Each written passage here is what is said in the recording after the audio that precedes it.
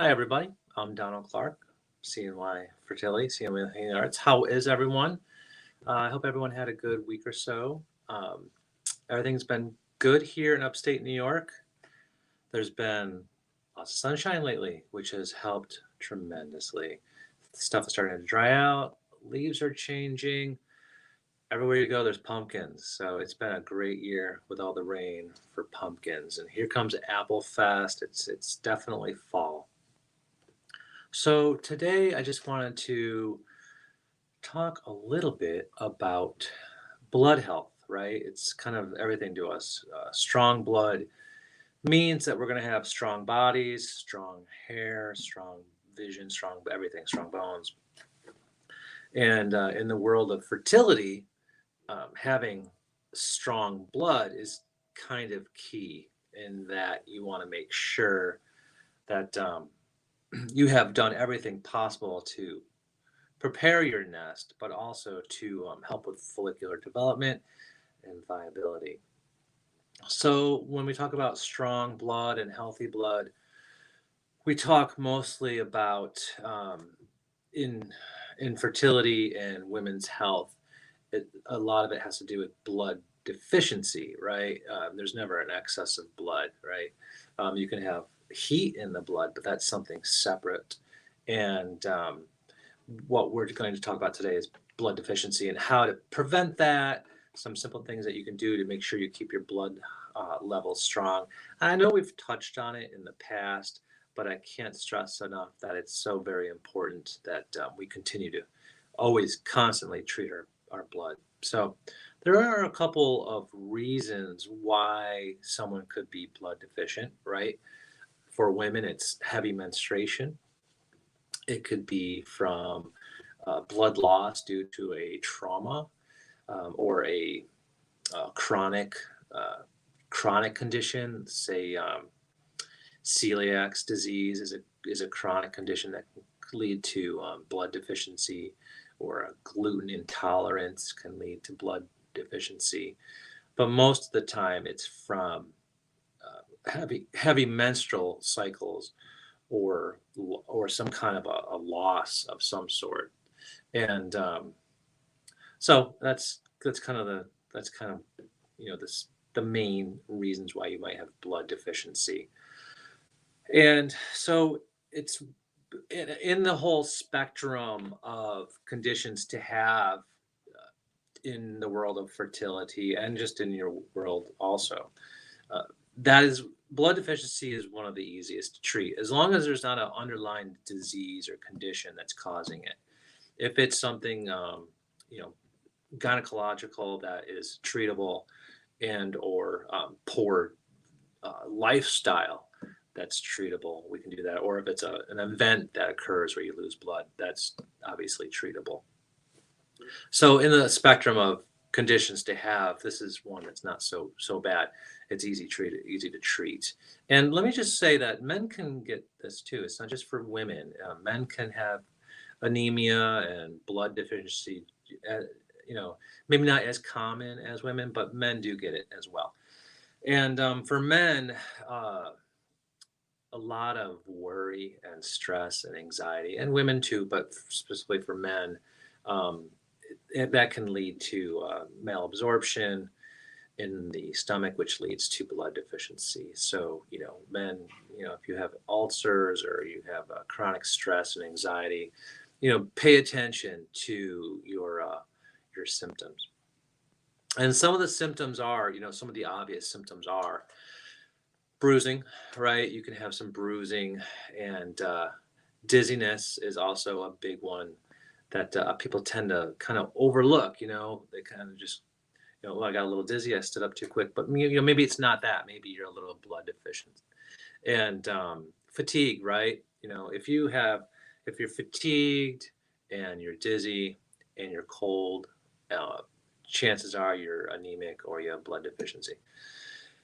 So you start with general blood deficiency, and then it works into anemia, and some anemia is inherited, right, genetically oriented, but most is just kind of lifestyle.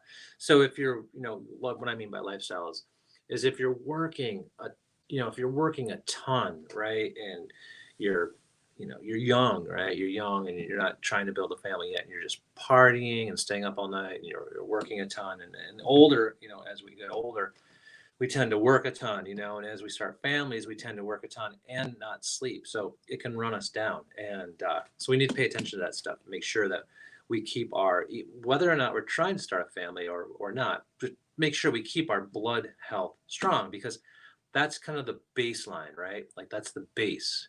And if we can keep that strong and solid, everything just builds up upon that. And but if you're taking the base away, you're constantly just looking to root, or you're looking for um, fundamentals that just aren't there um, in your health and your overall health.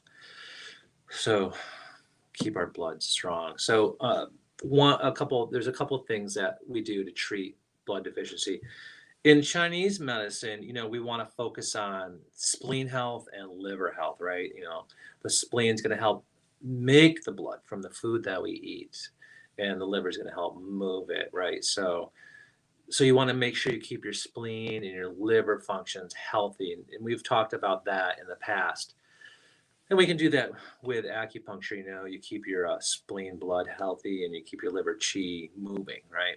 And so we keep those organ systems functioning at top speed.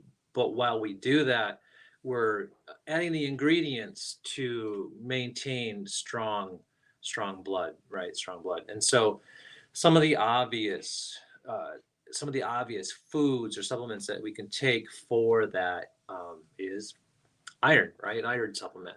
Liquid is always better than a solid pill, but if you can take an iron supplement, that's going to help a lot. The problem with taking iron supplementation is that it's not a problem, but you also need to take, vitamin B and vitamin D to help facilitate the movement and absorption of that iron. So it's not just iron, you have to take, vitamin B and vitamin D as well, which is very good for you. And also one of the side effects to uh, iron supplementation is constipation, right? So it tends to makes your bowels heavy, right, and thick, and that can sometimes slow bowel movements down. So if I have somebody come in that has a blood deficiency, I'll treat it through diet and acupuncture. But if they're anemic, then I tend to add in iron supplementation. But I don't do it daily, right? I'm still doing dietary and lifestyle blood building techniques, but I'm adding in a little bit of iron supplementation. So I might do it maybe once every 3 days, right? There's no need to do it every day. Once or twice a week is all and it might take a couple days longer to build those blood levels back up, but they do come back up. And I'm a big fan of gentle is better than quick and fast. So iron, right? And then you go into the obvious foods that are iron-rich foods. You want to focus on the leafy greens, right? You want to get your folic acid. So your leafy greens, your kales and your spinaches and your broccolis, right? They're all iron-rich, And if you want to really step it up, you would eat liver, which is just chock full of iron. And that's a choice. That's a choice up to you. Now, for people that you find this, people that are keto generally aren't so blood deficiency because they're getting so much iron in the beef, right? And there's a lot of iron in that. So there is another reason why you would want to be keto, because it rules out blood deficiency. And blood deficiency is the most common condition, not even condition, the most common thing that I face when seeing people. And it's, like I said, it's easy to treat. It just needs a little attention, but it's very treatable. And so, there's a lot of different diets you can go on, but the keto diet would definitely lend towards being less blood deficient. There's lots of things that you can do also to help with building blood and building chi. But I also wanted to talk about one of the chi tonic, and one of the best chi tonics, because you need to keep your chi strong too, right, to help move it. And tangerine or orange peel, just shred it a little bit, or even some tangerine or orange herbal tea will help invigorate your chi a little bit. And so, combine some of those, um, combine some of those foods that we talked about along for blood strengthening and building, along with a little orange peel or a tangerine peel.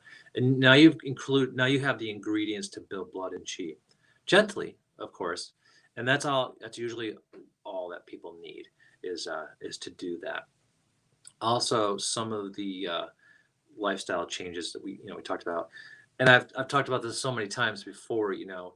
Don't work 100 hours, right? People, it's and not everybody, but I know so many people that just work, work, work, work, work, work, work, work, work, which is awesome because that's who they are, and that's what makes them go. But physiologically speaking, it's totally a separate entity to what's going on up here as to compare to what's going on here. And so you need to keep the two connected. And if you find out that you're tired and you're run down a little bit and you're bruising easily, how did I get that bruise? You might be blood deficient. So you need to do those simple things to help with blood deficiency. Yoga, right? Breathing, Tai Chi, meditation. Not only does it all slow you down, but it also builds chi, right? And when you're slowing down and building chi, you're able to absorb, your nutrients a little bit better, and so you're not going to have as much blood deficiency. And going back to gluten-free foods and celiac disease, what it does is it causes your whole gut to become imbalanced, and you have a real hard time digesting the appropriate amount of nutrients in your food, right? If it's inflamed.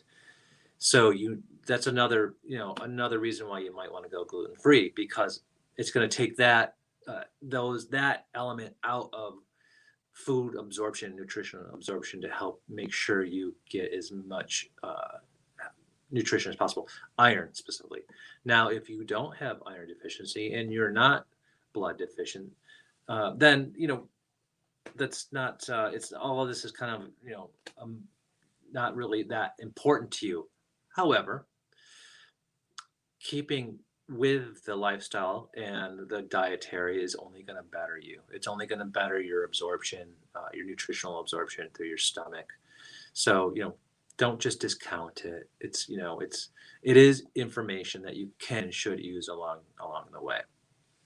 Let's see. We talked about yoga, tai chi. I always have a little cheat sheet because I can go off on tangents. Herbalists. I've said it before. We have a great herbalist here, and some of the blood tonifying herb formulas are very effective, and they're thousands of years old. The formula hasn't changed. It's the same herbal formula that has been used, by the ancients, as that are used by our children or generations ahead of us, and it's that formula will not change because it's very effective, right? It's a very effective formula. So there's some simple herb formulas you can go on too. I'm a huge fan of preferring diet and lifestyle with a little bit of acupuncture to help move blood and build build chi. So I'm a big fan of that. So it's easy, it's really non-invasive, and you can incorporate it into your daily activities. As you can with herbs too. Herbs are very simple to take. You take them once in the morning, once at night, depending on the formula, and so be it. And that's it's kind of like a crib sheet, a good quick avenue to take. And so I see there is a question here, and I'm going to put on my glasses, and I just look like an old man, but here I am.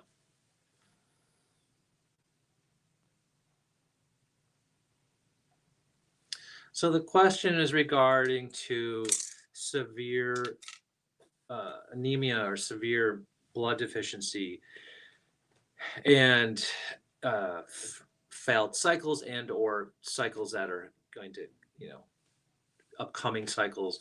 And are there concerns? Yes, there's concerns. There's a lot of concerns. And, I would have so many questions for you. And I encourage you to call and set up a consultation with me on Wednesday because I can actually sit on the phone with you and we can chit chat a little bit. Now, if you don't want to do that, that's fine. I understand. And that's great. But what I would say is that whatever you do, going forward, make sure, that you're doing everything possible. And blood transfusions are everything possible. I mean, it's kind of like that's it. You do a blood transfusion, and there's, you're substituting blood in. There's really not much more you can do to that. But yeah, I have some questions. Why? Why are you so anemic? Why do you need blood transfusions? And so if you can figure out what the problem is, and why it's stemming from that, then you would treat the root, right? You would treat the root. Deficiency in blood, and that's the symptom, right? The anemia is the symptom of what is actually the root cause of the problem. And again, that's where Chinese medicine comes in, is identifying the root, right? There's only so many reasons why we have the conditions that we have in Chinese medicine. There's only a book that's that thick, but in that book is the reason why you're having the issues that you're having, be it the most intense, complicated health conditions to the most least the very basic complications and everything in between. But that book is that thick, but in there is the reason why. And so identifying the root is the real art with what we do. So please, everyone's different. Everyone has a different complexity to their blood deficiency or anemia, and that requires consultation. It really does. So you can email me, or you can call me. We can talk, or come on into the office if you'd like to, and we can chit chat. But chances are there's something underlined at the root that we would treat that would make a difference. The funny thing is that I'll try not to get corny, right? But I'll get corny. So sometimes when we're alone, right, or we're lonely, and we're not around anybody, or we're not around affection, right, and we just want a hug, or we just want someone to say something nice, or be nice to us.